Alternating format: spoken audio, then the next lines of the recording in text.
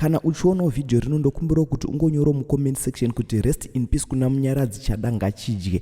Muri yeZimbabwe munyika mumashata vanhu vava kungouraya vanhu madiro vachiuraya kunge huku. Muri yeZimbabwe ndinoti kana uri munyowani panapa ingo subscribe ku channel kwedu then turn on the notification bell so that patinoposta our new content unokumudza uchaiona. Uye ndinokumbira kuti mungo like kuti video redu rikwanise richienda kure. Kungo like nekushare hazvirambidzwi ndo zvatinotoda muri yeZimbabwe. Uye kana uno nyaya yawanzwa unongotibata mu DM then wotipa toipasa kuvanhu. Muri yeZimbabwe nyaya yandauya nayo nhasi ndiye mukomana anoitwa iye munyaradzi chada ngachidye wekuNorton uyo aishandira pakatanga achigara mumusha weKingsdale muNorton imomo. Munyaradzi anonzi iye aishandira pakatanga apo achiita zvechimani chenja pamwe chete nekutengesa hembe dzake dzaanenge ahodha kunana Zambia nekunana South Africa. Munyaradzi ari kunzi iye akawanikwa akaurayiwa akapfurwa nepfuti mumusoro uye akatsimbirirwa nedombo pedyo nepamba pake mumusha weKingsdale kuNorton.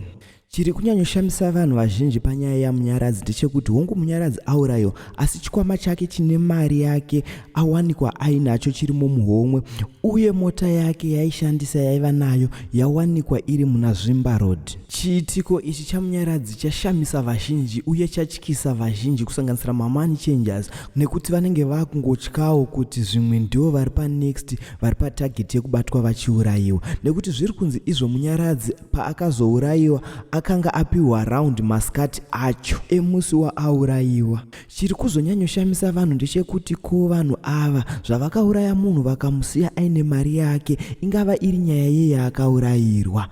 Vamwewo ndo vari kuti munyaradzi aiti kana apedza basa aienda panomira mataxis otakura vanhu achitsvagawo mari yefuel achienda kumba kwake.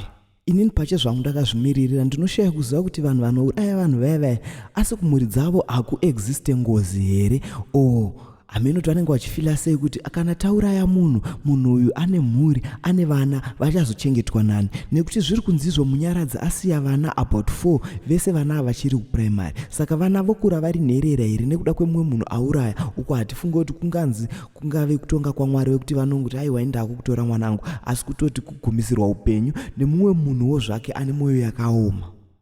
Saka taingokumbirawo mapurisa eZimbabwe Republic Police kuti vangoshandawo kuti vakwanise kuchabata mhondi idzi dzikwanise dzichataura dzichakonfesa kuti why dzakauraya munhu. Muri yeZimbabwe ndokutoenda nekuona video redu ngatisangane pavidhio rinoteera tichikuudzai maringe nemunzwiro watenge taita nyaya uye kana mune nyaya dzamunenge manzwawo tibate kuinbox kwedu motipakurira todzisa nyaya kuvanhu nekuti ndo dzedu dzatofambira. Ngatisangane muvidhio rinoteera.